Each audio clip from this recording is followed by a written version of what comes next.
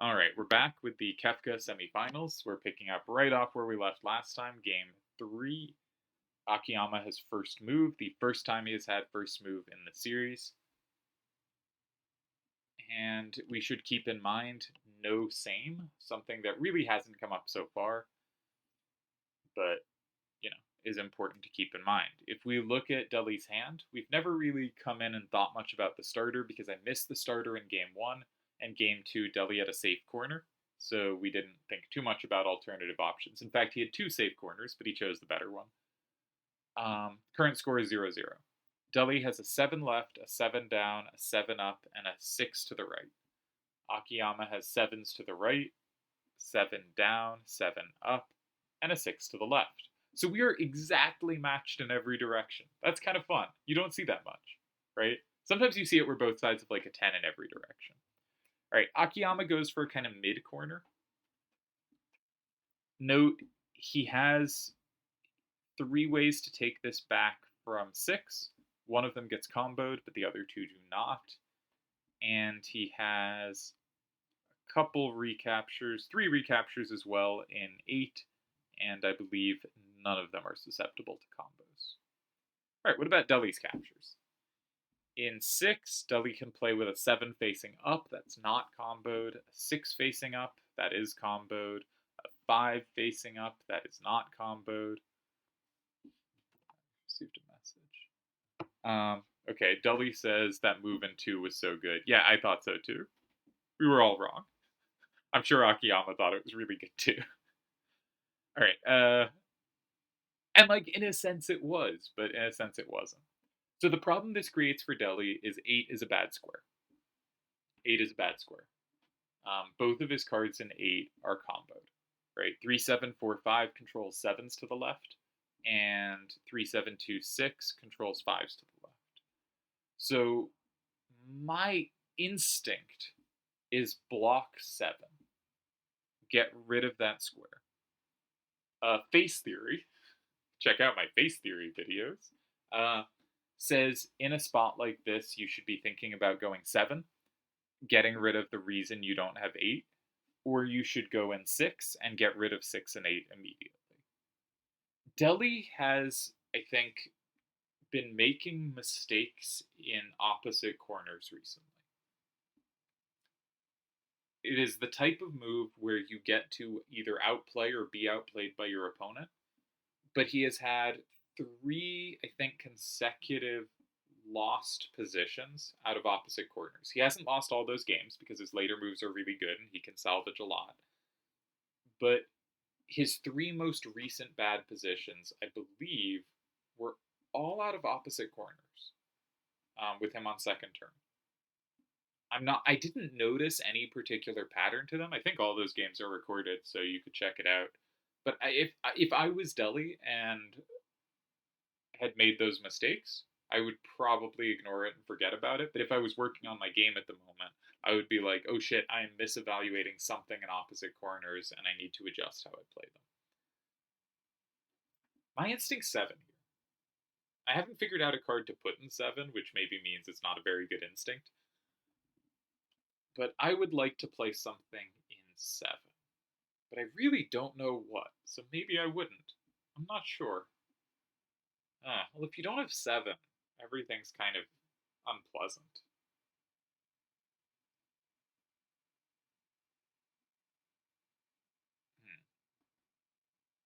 Alright, second instinct was 6. I think this is going to be a clunky starter to me. My evaluation is kind of, I think any plausible move should be a tie, but any plausible move I will likely have annoying problems to solve in the future. And I would really like to solve them in advance. Right? I would really like to make a move that clarifies the game in a way where my next move won't be really difficult. Because I think like I would be very surprised, for instance, if 7-3, 5-3, and 6 wasn't a tie. But that doesn't mean I would be that comfortable playing 7-3, 5-3, and 6, because I think after any plausible move in 8, I'm going to have annoying problems to solve. And I really don't particularly want to solve those problems. Maybe I can just go in 5, maybe it's fine. Um, but I'd like to play a move where I don't have to then play another really good move. I'd like to just play a move and then be able to make normal moves and have no problem getting to a tie. And I don't see a move that looks like it gives that clear an option. So I think this was a good starter. I think this is the kind of starter that the solver often says, well, almost everything ties, so this is low pressure. And I don't really think that's the case. I think it's the kind of starter where the next move made is likely to be really high pressure. I also want to return to last game. I think really indicative that like I couldn't find a win against 2, and I thought anything else was very dangerous. Deli thought that move in 2 was so good. I'm sure Akiyama is very happy he made that move in 2. That's 3 of, let's say, the best 5 players on the site, all deeply impressed by a move that the solver goes, that was losing. That was a bad move. There were many ties. Which is to say, maybe that position happened to have factors that made a lot of moves tie, specific ones, but in general, it was a very scary position to play, even if about half the moves tied. And Akiyama's move in 2 took advantage of enough of those specific features that it was very, very hard to find the one promising line. So that in practice, I think, again, I think it's telling Akiyama made the move, and neither Delial nor I could refute the move. Doesn't that tell us something? All right, Deli has picked up 7-3-5-3, and he has played it in 6. So this creates one half safety, and it gets rid of the bad squares because either Akiyama is obliged to play an 8, or Deli now has ways to play an 8 himself that don't get comboed because he doesn't need to be strong to 9. Yeah. So there's a couple things Akiyama can do that I think are pretty logical. He can go 8. I don't think there's any problem with going 8. He has 3 different moves in 8, and I think all of them are probably fine. He can also go in 3. And this is a kind of weird transition from a starter that was, easy to recapture and there's no problem recapturing. But 3-7-2-6 and 3, I think, is really worthy of consideration because your worst square on the board right now is 3. It is the one square like you don't have captures in play. And you get rid of it. Look at the last games for lots of examples of like getting rid of a square that's bad for you. Specifically, game 1, the moves in 8 that Dully made was very much this square is bad for me. I need to get rid of it. 3 is the worst square on the board for Akiyama. He can take it safely, and we move into a position which I talk about a lot, where first turn is down 6-4, but has the only safe card with a line of 3 cards. And I usually evaluate that as pretty neutral. Like, that could swing either way. It's usually not winning for either side. This spot, to me, looks like a pretty high-pressure version. Akiyama has good cards remaining, and Dully's cards, as from looking for kind of how should he respond to the starter, I think his hand is kind of clunky. So I think 3 is really worth considering. I think 8 is, of course, worth considering. He's picked up 3-7-2-6. And there's also the question of, is there a setup in 2? But I don't think there is. I didn't actually count the cards, but I don't think there is. I think we're about to see 3-7-2-6. I keep saying 3-6-2-7, but 3-7-2-6 and 3. And I am deeply incorrect. It's great to make predictions and just immediately be proven full of shit. That's what we look for in life. All right. Akiyama, Delial, start putting in moves. 4-7-3-5-9, 7-3-5-3-6, 3-7-2-6-8. Okay. So one thing Deli can do is occupy 5, right? If he plays something like 5-2-6-5 and 5, he says, my card in 6 is safe. Yeah, I mean, that's basically what it says. My card in 6 is safe. You don't have particular combo play against this card. I don't foresee you having combo play against this card in the near future. Then of course Akiyama will go like 1 6 7 5 and 1 and be like, ah, my combo in 2 is actually dominant. But we're gonna ignore that for the moment. I don't think it is, but it's possible. I really don't think it is though. Really don't think it is. Deli having the plus wall in 4, I think, is pretty relevant there. So there's no like clear combo play against 5. It makes 6 safe, and if Akiyama plays 3 7 4 5 in 9, I am just intending to play in 4 with like 6 2 7 3. And if 1 6 7 5 and 1, then we can play 1 6 4 7 and 3 to tie. 7 1 5 5 controls those 6s, but we don't need to actually put a 6 out on the last turn. So my guess is 5 2 6 5 and 5 ties. Are there other appealing moves? Probably. I'm not sure I see them though. I don't particularly like the look of 7. You can play safely in 3, but then you have to be very careful because Akiyama gets 5. And that's a pretty big concession. If you go 3 with a 7 out, you do set up against 3 7 5 4 and 5, but you don't set up, but not well, because you get comboed back actually with your setup in 2. But you don't set up against 1 6 7 5 and 5. I think that's pretty sketchy. I think you should probably just go 5 here. Unless you see a problem with it. But I don't currently see a problem with 5 2 6 5 and 5. So you should spend at least 2 more minutes kind of checking things around that, and then I think you play 5 2 6 5 and 5. Do you have fun setups in 4?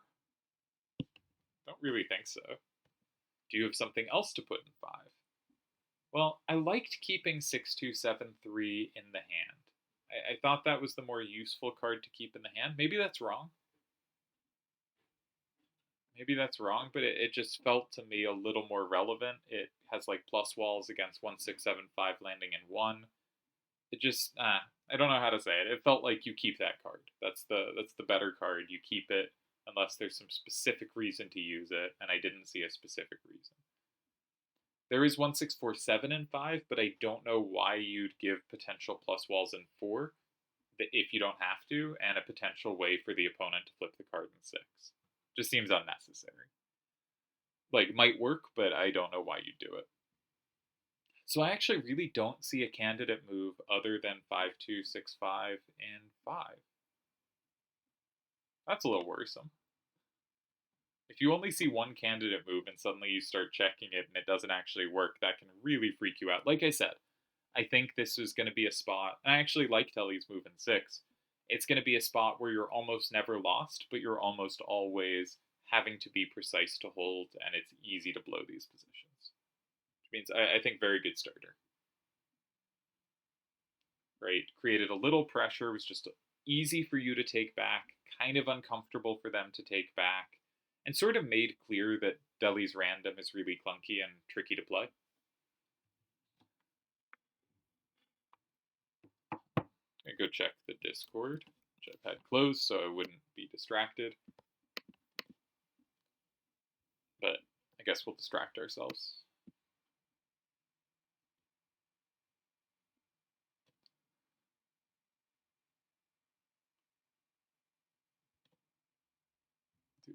Now I feel the need to fill empty space as I go look, but I think probably not necessary.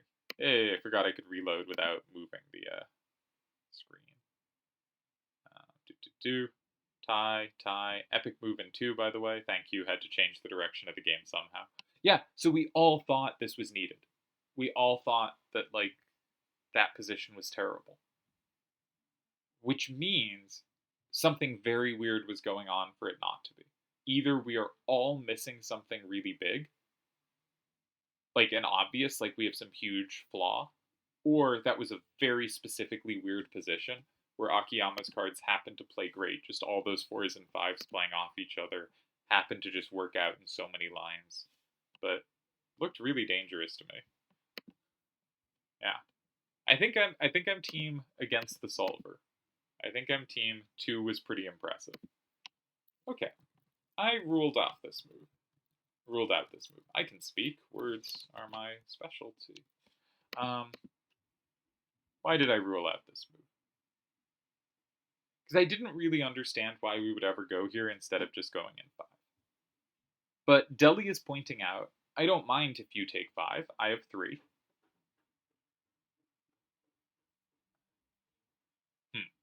So Akiyama has a couple ways to attack this. Now, every time I remember it was a clan league game against Akiyama, and he basically used my hand against me. He didn't know he was using my hand against me. He thought he was stealing Deli's hand, but Deli was using a hand I had built. So then I pull out the hand, and Akiyama has stolen Deli's hand, which happens to be my hand, and suddenly I am playing against my hand, and he had first turn, which was a huge problem because the hand played really well off itself, and suddenly all my cards were going to be played off themselves. So he started in either 1 or 3, and I played in 2, walking into some combos, but getting rid of potential setups. And that's really what I was trying to do. And we ended up in an L, cards in like 1, 2, 3, I think in 4.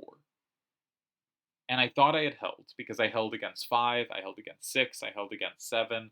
I didn't think there were big setups in 8. He did eventually go 8. But after he was like, I almost went 9, and this move in 9 was really good. Like, it was not something I had remotely considered when checking my move, and there was only one tie against it. I'd like to think I would have found it. It was an 8, which is not an easy move to find there. I'd like to think I would have found it with only 4 squares to go, but I don't know that I would have, right? It wasn't guaranteed. I did not have it already seen or well visualized. I had not considered 9 as a threat. This is to say, if I'm Deli, I think the threats against me right now are 4 and 5, right? If my opponent doesn't go in 4 or 5, I'm not too worried.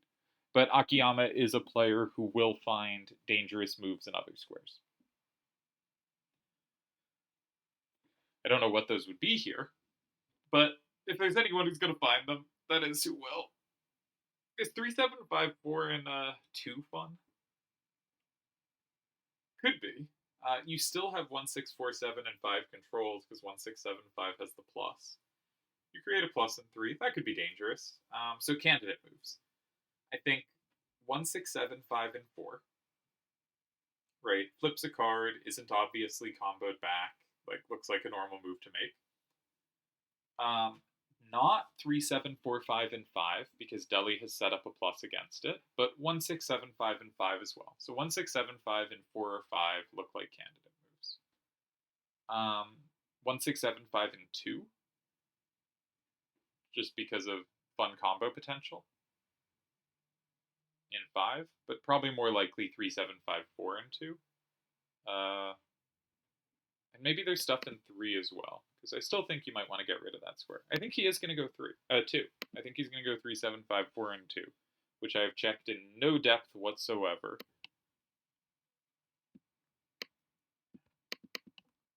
My guess is just like on general heuristics, having game 2 tired me out, so I'm no longer in calculation mode at all because that game was exhausting.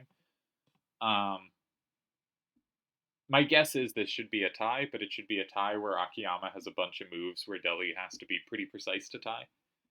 I think this was a good starter against a poor hand. And while I'm not sure Deli had any better, he didn't find a way to just make it clean, at least as far as I can see. Now, he may have calculated this significantly further and just knows, okay, anything in 5 is met by 3 and that ties easily. Anything in 4 is met by 5 and that ties easily. And anything in 2 is met by, somewhere in that ties easily. Right, this might all just work out very cleanly. I don't know. I don't calculate anymore. As of, 20 minutes ago, I've given up calculation. If you would like me to calculate the last video, I do some calculations, and I get many of them right and some of them wrong. Per usual.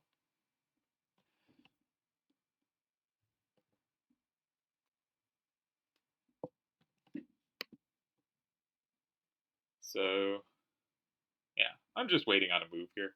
Akiyama taking a lot of time here. Now, I do notice, if you look at his time usage, in game 2, he spends not very much time on his second move against a dangerous starter. He plays it almost immediately.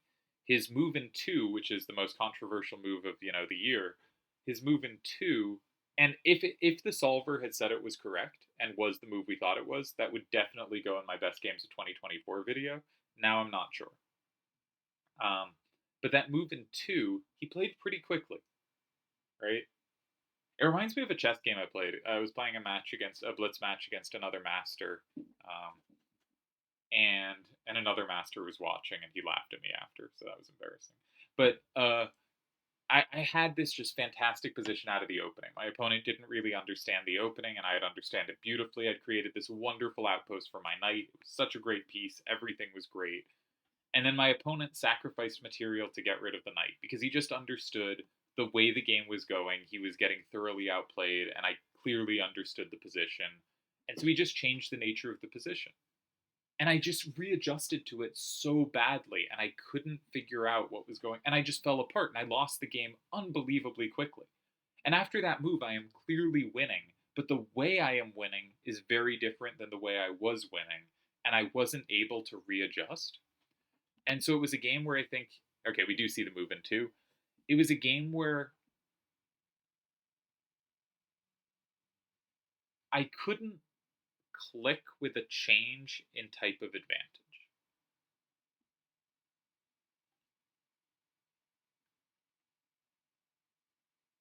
All right, this does look very dangerous, actually.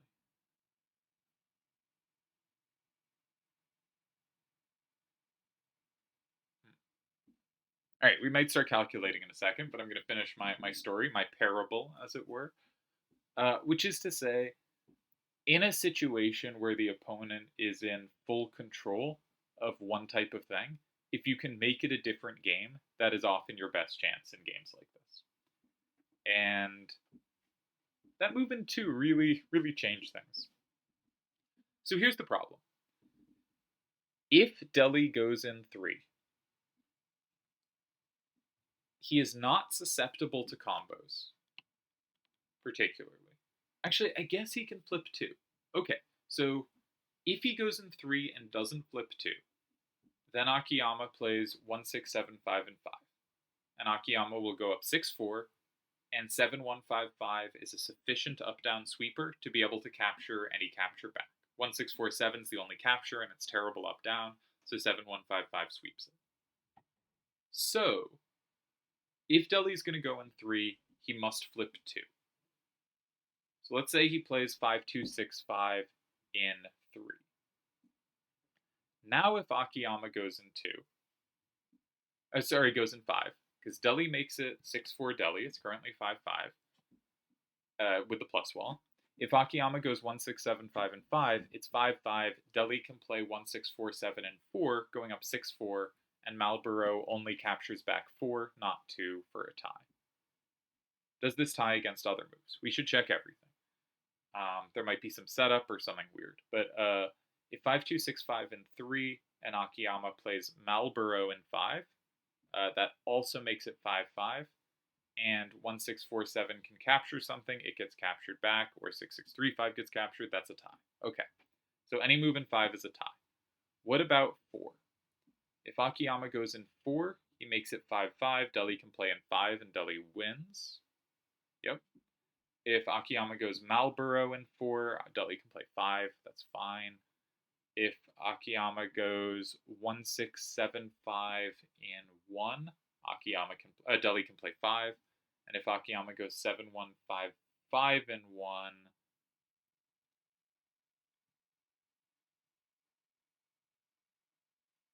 it's currently still 6, 4. So Deli can play, say, 6, 2, 7, 3, and 5.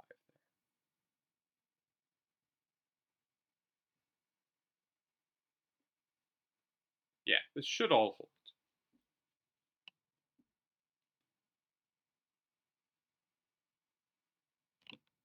Just checking a few things without having to talk. Yeah, so I think 5, 2, 6, 5, and 3 holds. But if you don't have 5, 2, 6, 5, and 3, if you put anything in 5, if it is weak to 6, then 7, 1, 5, 5, and 3 sure looks like it kills you. And if it's not weak to 6, then you had to use 1647, and Akiyama has 1675 and 4 comboing back, and that sure looks like it kills you. Maybe it doesn't. Maybe you have 5, 2, 6, 5, and 3 at the end. Is there a chance 1, 6, 4, 7, and 5 also holds? No, not really, because actually Akiyama just plays 3 there and 1, 6, 7, 5 sweeps. So that doesn't work at all. Yeah, that just doesn't work. So I think you have to play 5, 2, 6, 5, and 3 unless you have something in 1 or 4, which we haven't gotten to yet in our calculations, but seems kind of dangerous to leave these bad squares open. All right, Deli has not picked up 5, 2, 6, 5, so I think he must be intending to go in 1 or 4.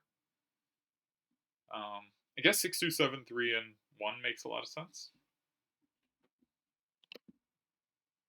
Yeah, that probably holds. I mean, there's so often holds in 1 or 4 here. Like in game 1 of this match after Akiyama's move in 2, I wanted Deli to go in 4, but I think 3 just was the hold. And quite often holds there. All right, he goes in 4.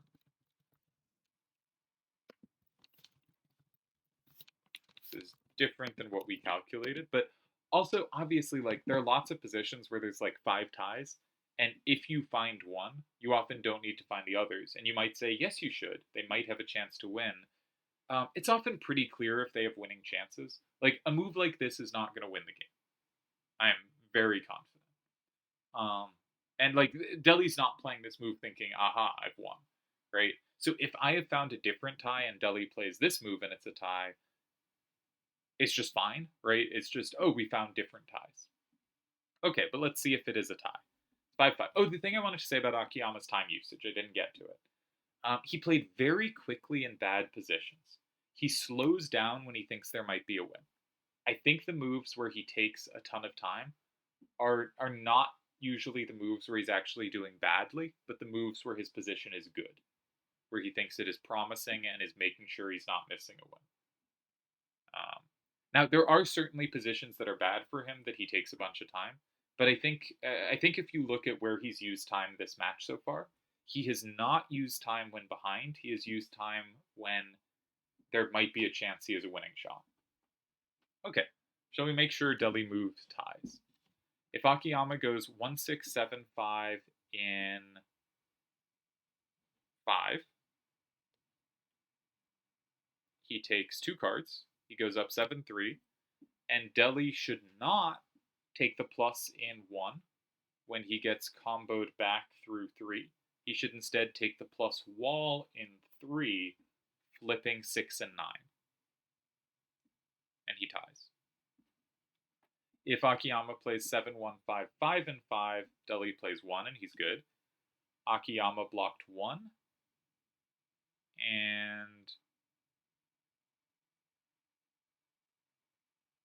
hadn't gotten to this. I guess Deli just plays 5, flips 2 things, and Akiyama flips 1 back.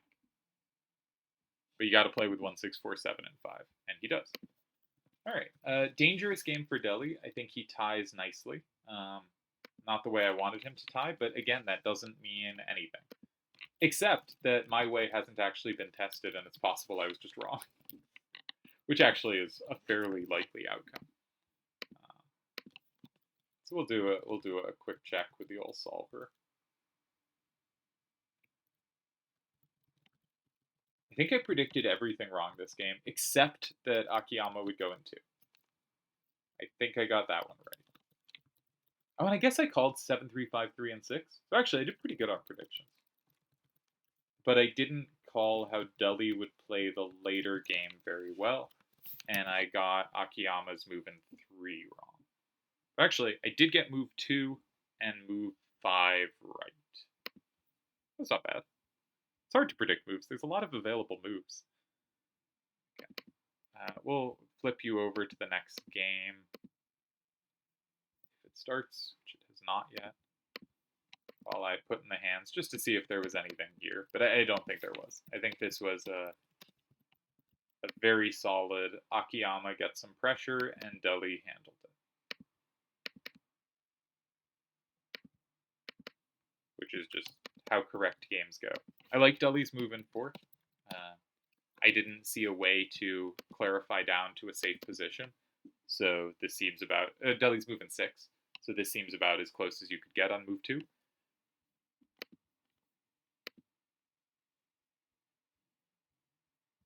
So we saw 4, 7, 3, 5, and 7.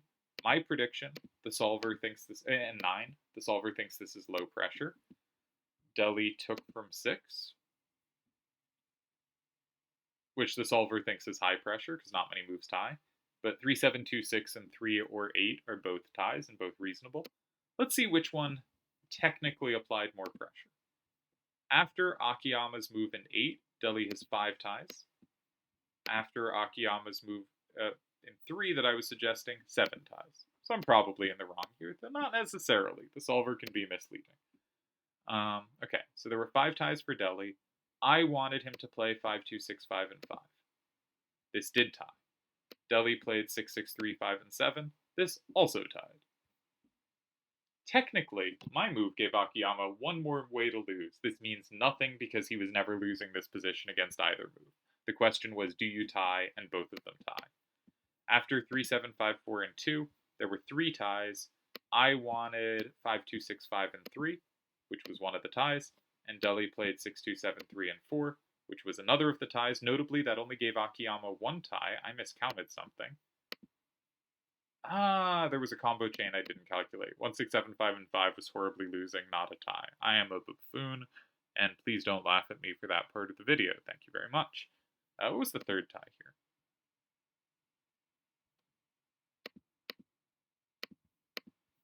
The third tie was 5, 2, 6, 5, and 4. All right. No ties in 1. So I briefly thought 6, 2, 7, 3, and 1 might tie, but that just loses to 7, 1, 5, 5, and 3. In my defense, I didn't really calculate anything. Okay, so yeah, against the starter, so the average starter, about a third of moves lose against, if I remember right. Like the average starter, there are 40 possible replies, and about 13 of them lose. Something like that. 10 replies to this starter lost, which I think is that not being a very indicative thing, right? I think that's us learning this was clearly real pressure in a game, and the solver just won't see it until a move later, right? There are a lot of moves that technically tie, but they all leave you in danger. What I wish the solver could output, and there's just no way to program this, is instead of like wins, ties, losses, like win where you won't have to find anything tricky, win but it's hard to find moves going down, tie where it's just a clear you're never in danger, tie where you have to be very careful down the road, and same thing for losses. But it would be so hard to define this, because if you defined it as tie but you have to find something very specific down the road, the way the solver would check like that, or the way it would be easy to program, is can they force you to play in the future such that you only have 1 tie? But sometimes that 1 tie is incredibly obvious, right? Imagine something where, like, there's cards in wherever, and, like, your 1 tie is to take the big combo. Like, of course you're going to see the big combo. You're going to check the big combo. That's not a move you're going to miss, right? And because it doesn't have a good way to differentiate moves you're likely to see versus moves you're likely to miss, it's not going to... There's not an easy way, or a way I've thought of to set it up so that it could identify this move is like a clear and safe tie versus this move is a tie, but there's a good chance you screw it up. And pure tie loss, win tie loss counts don't get you there. All right, Deli has first turn, so per usual, let's check Akiyama's hand strength. 7 up, 7 right, 7 left, and 5 down. Deli has a 7 and 2 6s facing up, so he may be able to take advantage of that. I don't really see other directional weaknesses, so down seems to be Akiyama's potential weakness. Now, some among us would now play 7, 4, 5, 3, and 8, and I think, to be honest, that's probably fine. That's an okay move. There's also 6, 2, 7, 3, and 8. My guess would be that would be a worse move. But I might be looking for corner plays, as is my want. We don't have good plus wall potential. I was thinking that 5725 is a lot of Akiyama's right power. If we could combo off that 5, we could play something like a 9, and both Akiyama wouldn't be able to take from 6 because he has no down, but he also might have trouble taking from 8 because we could combo back. But we need to be able to combo both 4s and 5s, and we have no combo play against either. Our hand's really kind of clunky side to side, which may lead us to we actually should play something like 8 and guarantee it's not a side to side game. That really does draw me towards moves that I'm normally kind of negative about in 8. On the other hand, Deli plays side starters even less than I do. I gotta go eat soon. Okay, but Deli plays side starters even less than I do, and so I think that's not a particularly likely outcome.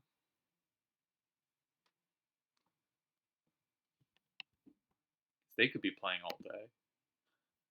You know, they're both playing well. They're playing interesting games, and it's a best of 3, right? Whoever wins the first game has not advanced. Though whoever wins the first game has, certainly got to be big favorite, right? You know, there are some matchups like if, I don't like using names because that's mean, but like if Deli is playing or Akiyama, either one is playing a lot of people. If they lose game 1, you would still bet on them to win the match. But against each other, I think that can't be the case. Which doesn't mean they don't have a chance. But if this is a 50-50 matchup and you go down 1-0, to win the next 2 in a row is about 25%. So right now, call this a 50-50 matchup. Whoever wins game 1 becomes 75% favorite, give or take.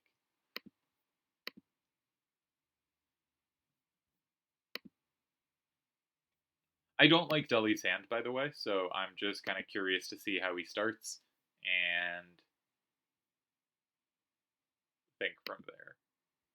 I'm so glad the Suns are down 2-0. I do not like that team. That series will very likely be over by the time this video goes up. Maybe not. Because my backlog, I have worked through my backlog. We do not have a backlog anymore. All my videos are almost like, it's going to be much closer to coming out when they happen because I have not been playing or active. So I'm really glad to catch games from this series because it gives me videos. And I like having videos. I want a video up every 2 days. But I am working on other things, and the channel will probably at some point in the near future move into less frequent videos. Potentially with more work put in, because I downloaded some video editing software, which I've never ever used any, and I don't know, I'll probably like open it immediately, be intimidated by the buttons, and like get scared and close it. And videos like this like don't need better production values because who cares? But it might be fun to put together like slides and tell a story and whatnot, and not have me just going the whole time. All right, Deli does go 8. Now the fact that I kind of thought he should go 8 and he went 8, and we are 2 of the least side startery players there are, indicates this hand probably wanted to go 8. Okay, so I would like to flash back to the last time I played Akiyama, because I had, I think, a very clunky hand, and I went in 4. And this is one of my favorite games that's been played, and I lost. And when I went in 4, I checked, okay, my hand doesn't work well, but if he goes in 1 or 7, yep, I can either take or I have a move in the other of 1 or 7. All right, I can build a wall out. That looks good. Does he have setups in 2 or 8? Does he have L's? No. Does he have moves in 3 or 9 that I think are like tough corners for me to deal with? No, I think I can just about deal with them. So I checked sort of the 6 squares I thought were most likely for him to play. And he goes 5. And it's just horrible for me. Suddenly all my cards in 1 and 7 are premeditatively set up against, essentially. I have like no play anywhere, just a horrible position. I had 1 tie after that move, and it was in 2. And in my entire life with cards in 4 and 5, I have played in 2 1 time. And you can rotate that anyway. I mean, with that setup, I have played in the equivalent of 2 once in my life, and I know that because I was really proud of that game, and I sent a screenshot of the position before because I was playing that game and I saw I'm gonna play 2. This is a crazy move. I better screenshot it. And I sent the position to Deli, and he instantly sent back, I don't know, this move in 2 looks good. So that kind of deflated me because I thought it was the coolest move like that had ever been made, and clearly it wasn't. But I tell this story a lot. Apologies. You repeat yourself when you've recorded literally hundreds of hours of yourself talking about triple triad. So what are you gonna do? But I was really proud of that move, and I don't think I've ever played there before, and I don't think I've ever played there since. And I played there at like the absolute height of my powers in like late 2009, early 2010ish, when I was by far the most invested and like committed to trying to improve myself as a player, and was very good at triple triad in those days. Um, and that's the only time I've ever found a move there, and I did not find it here. And I think I made the move that was like close to maximal resistance. I don't think I played. I think I like actually played a good game of triple triad. I mentioned that the average starter about a third of moves lose against.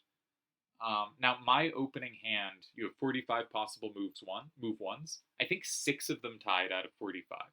So we do see a move in 5. We see what Yojimbo calls the plug. All right, so we'll have to check that in a moment. But I'll finish my story first. I think 6 of my moves tied. I found a tie, and then I was under incredible pressure and only 1 move tied, and I did not find the tie there. And the tie was in like the hardest square to find, in my opinion. I'm more likely to find ties after cards in 4 or 5 in 1, 7, 3, 9, 6, right? The last squares I'm going to look are 2 and 8. And here, I think I did mention when talking, like I'd seen some reason to maybe prefer 8 over 2, which means it was the last square I would have checked in depth. And so, anyway, I didn't find the tie. He played a fantastic game. I even played at like a high level. Like I think you look at that game and look at the moves I made, and it's not like I suddenly started doing weird stuff or didn't create any difficulties. Often in games I lose, I'm not very good at finding resistance. I think I did a pretty good job there. Like I think that was a good game from me, and he just absolutely whomped me. And it was with a move like this. So we should check. Did he just cover 6s? And the answer is yes. 5654 now covers all of Deli's 6s. So I didn't get into this, but this was the one thing that appealed to me about 6273 and 8 instead of 7453 and 8 was 6273 leaves you with more variation in numbers you can have facing up.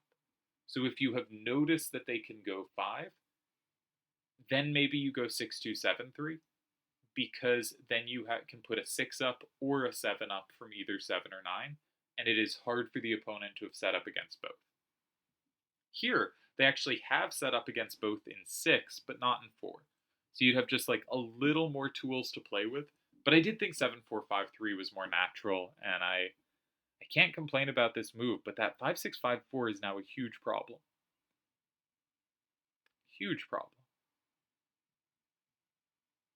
And this is probably very dangerous.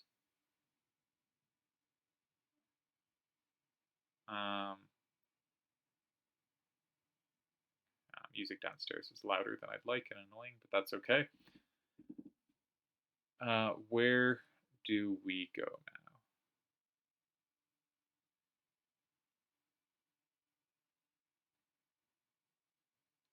It makes me, just because of the story I've told, makes me want to go in 4 or 6. It makes me want to be like, of course you play 6, 2, 7, 3, and 6. Or 4. The problem is 7, 3, 4, 4 gives coverage, because it's actually almost safe in those squares. Which is appealing. But maybe not sufficient. I don't like this position at all. Man, the plug, very annoying.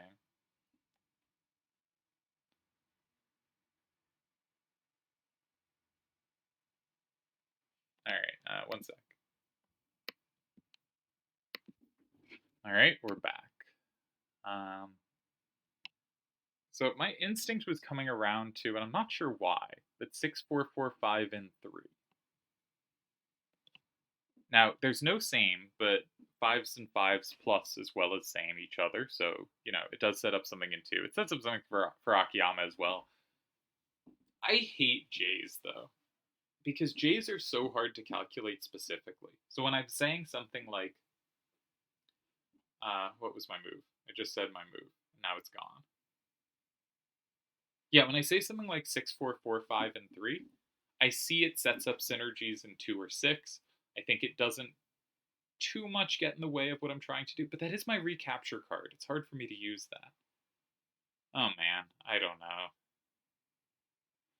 I'm glad this is Deli's problem, not mine. In my game, I think I tried to force the action. I played in the equivalent of 7 or 9. But what would you put there? Difficult. Because like 4 5 5 5, you'd want to put in 7. So if you played like 4 5 5 5 and 9,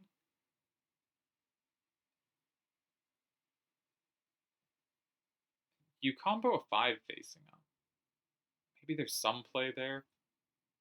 I don't know. It's a little hard for Akiyama to play 7, is my point. Right? If he plays 5 6 5 4 and 7, he walks into a plus.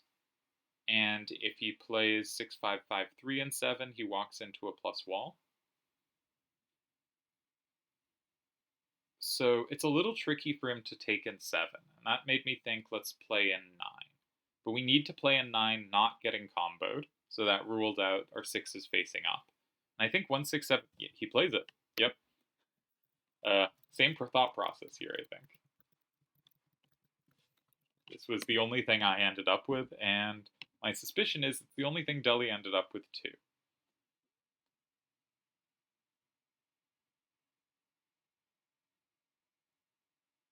But it's very reliant on specific cards.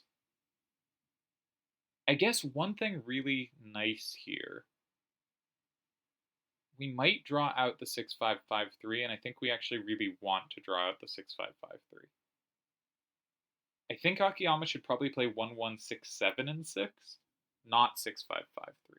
Because what I'm noticing is if 4 and 7 are the last two squares, which I think is really possible, 6 4 4 5 as our last card is going to go at least even over there, right? Any capture they have in 7, that's our card that combos back. Any card they put in 4, 6 4 4 5 is a good chance to be able to take it. I feel like 6 4 4 5 is going to be our card for 4 and 7.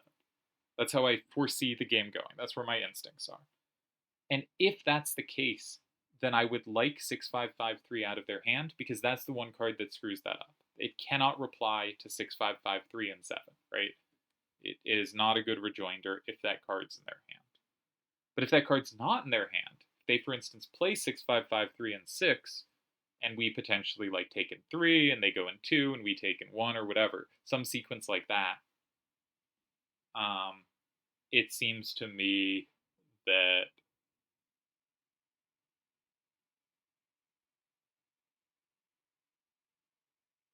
it should be good in the end there. I guess we can never go in 1, because 1 6 7 4 and 1 gets comboed by 7 3 4 4, which is very annoying. But maybe there's a sequencing there that works. I'm not sure. This is going to be a tough game.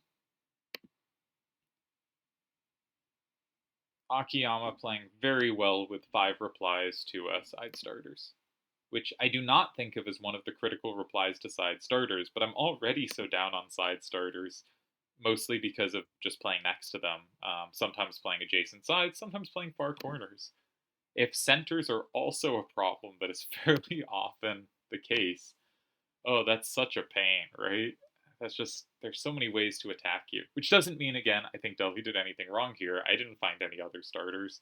I thought there wasn't much there.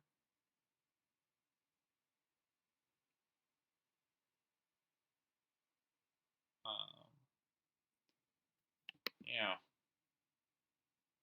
So again, my suspicion is I don't think there should be a win here, though maybe there is, but I don't think there should be a win here. But I think Akiyama has lots of ways to attack this. Which is to say, at least two cards that make sense in six. And so you gotta consider them. But knowing Akiyama, he's probably also considering like one or four because he's a lunatic. But I would expect a move in six. And then I'm not sure what either 6553 or 1167. And then from there, as Deli, you calculate does 3 work and probably does 1 work. Oh, and I guess you just can check 7 too.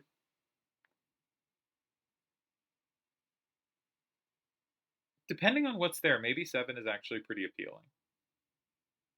Right, so let's imagine 6553 and 6. Say 6273. I'm not sure this works, but 6273 and 7. Say Akiyama takes that with 5654 and 4. Deli only has 1 card on board, the 7453. He's down 7 to 3, but he has 2 really nice cards at the end there. And he can, for instance, play 6273 and 3. He's now down 6-4, and 1674 covers enough to hold. So he does play 6553 and 6. And I think Deli has found a way to hold this. So there's a bunch of options, but let's stick with the one I was on for a moment. Oh no, I'm lying. You can't play 6273 twice. So if 6273 and 7, 5654 and 4, you cannot then play 6273 and 3. 6445 is kind of dead there. Okay, so that idea doesn't work. Throw out that idea. Dumb idea. That might have worked against 1167 and 6, but it definitely doesn't against 6553. Okay, so we don't go 7. Can you go 1?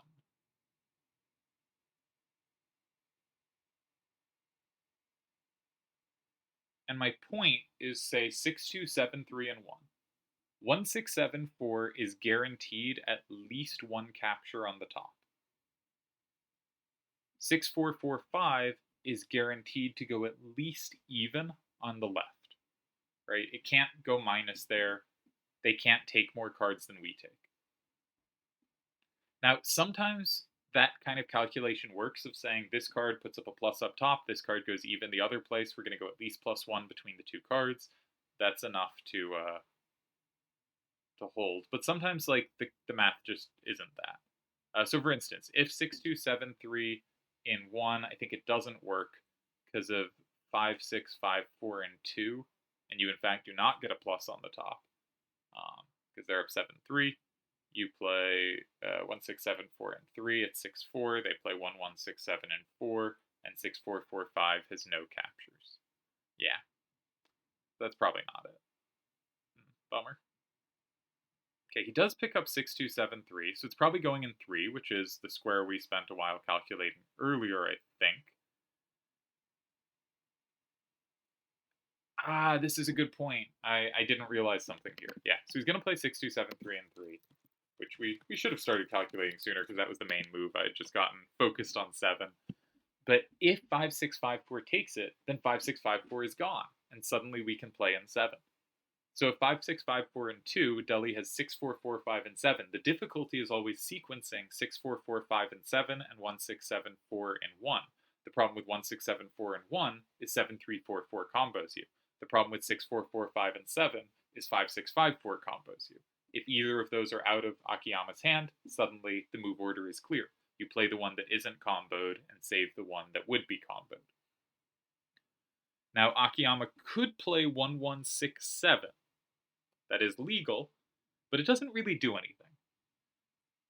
The score is 5-5, and Deli could play in 1. Yeah, so this was a pretty comfortable hold, unless there's something miraculous here I've completely missed.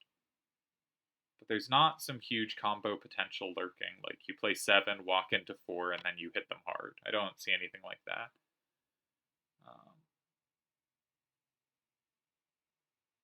Yeah, there's no like go in 1, force them to combo that flip, or force them to flip 5 and 2, and then have a big combo. There's nothing like that. Yeah, so this should hold. I think Deli's move in 9 was excellent. I think this was a dangerous position that, you know, survived. Maybe it wasn't as dangerous as I thought. Many games are not as dangerous as I think, because I tend to overestimate danger, but this one certainly seemed like trouble. After this game, I'm going to pause for a second to go get some other things together, but we will probably be back soon if they keep playing. And, yeah, never did wish Deli good luck. I should have done that. Apologies, Deli. I wish you the best of luck.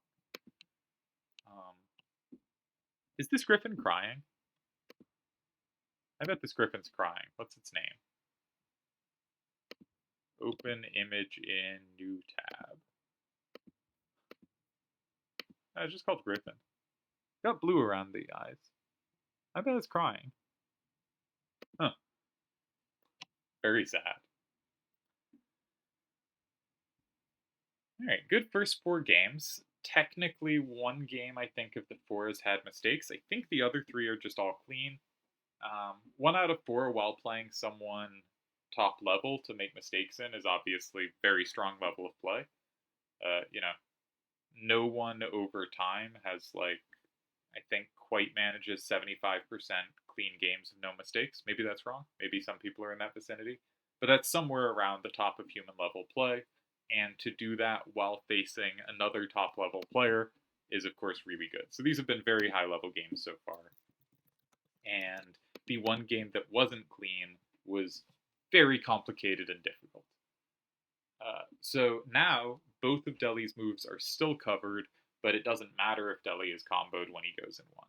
So Deli can play 1, 6, 7, 4, and 1 and get the tie. We've also never seen same come up as remotely relevant to any of the calculations, which is great because it means I haven't missed anything horribly. Incidentally, we still got to change the rules on the finals. The finals is just not a playable rule set. Not in the sense that, like, players need to learn to, like, play different kinds of rules, but in the sense that without either of the plus rules, when someone has a better hand, just stuff that the other person can't attack, there is no counterplay against it. There just really is none. It's so easy for someone's hand just to be more powerful. And if you don't happen to have a hand that has the sames or same walls, which again, you need to start out with those in your hand. They're not something you can kind of set up in the same way you can set up pluses, or in the same way that plus walls just exist against so many things that they give innate coverage. Same walls, you just happen to draw cards that have an A, and it has to be an A that lines up such that you can capture certain numbers you wouldn't otherwise. Same wall is in a lot of ways very similar to just overpower. It just means, oh, your number happens to be 1 higher if in this type of configuration. Which, if you happen to get screwed on a random and have no power in a certain direction, doesn't give you tools in that direction. Same with same, right? Like, if they have a 7 and your highest number in a direction is a 6, neither same or same wall gives you any hope of play. Plus and plus wall can. If that 6 is touching a 3, suddenly you have a plus wall. If that 6 is touching any lower numbers on the card, there is some chance for a plus, right? There is some potential for play against bad randoms with either of the plus rules on, but especially plus. And without them, I think I'm not sure about how much level matters, but I think it's essentially very close to a no rules random game. And I think a no rules random game is really a bummer for a finals like this. There are certainly tournaments where it's reasonable to have it take place, but I think it's just so dependent. And I think it's actually more interesting closed. I think you have to make calls in closed that are very different than the ones you make in open. But I think no rules open is just not. No rules open random is just not very interesting because you just don't have that much play against things. And yeah, so I think it's going to come down to something really dependent on who happens to get lucky on randoms, which is a shame. Anyway, we're going to end this video here, and I'm going to start a new one, but then run off to go do activities. or things around the house.